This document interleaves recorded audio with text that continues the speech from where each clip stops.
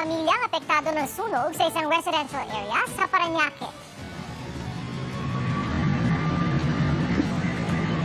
Mabilis na kumalat ang apoy sa Sitio Santo Niño Phase 1 sa Barangay San Dionisio dahil gawa sa light materials ang mga bahay.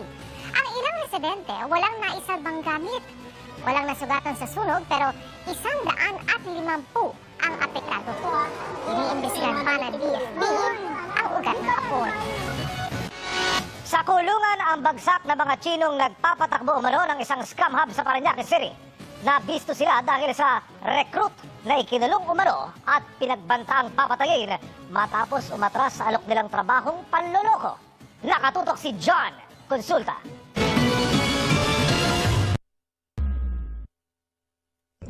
Pagdating sa target na unit sa Parañaque, mabilis na pumasok ang NBI Cybercrime Division. Agad hinuli ang 3 Chinese na inabutan sa lugar. Ang isa may bitbit ng bag para sana tumakas. Sabi ng NBI, nakatanggap sila ng impormasyon mula sa kaibigan ng biktima na ikinulong siya at sa pilitang pinagtatrabaho.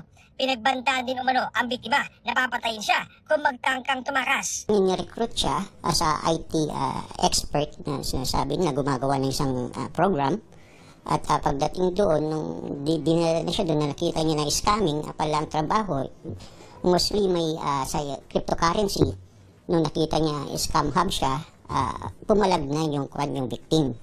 Nung pumalag yung victim, nakatakbo, ngunit nahabol ng 3 Chinese, dinala ulit sa unit, doon hindi na pinapalabas.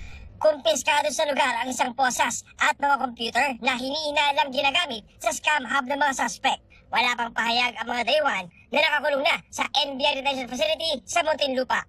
Finailan natin sila ng ang kidnapping and serious illegal detention, na inquest na sila, at gumawa na rin tayo sa immigration, tingnan nila kung anong status ng 3 Chinese na to. Para sa GMA Integrated News, John Consulta, nakatutok 24 oras.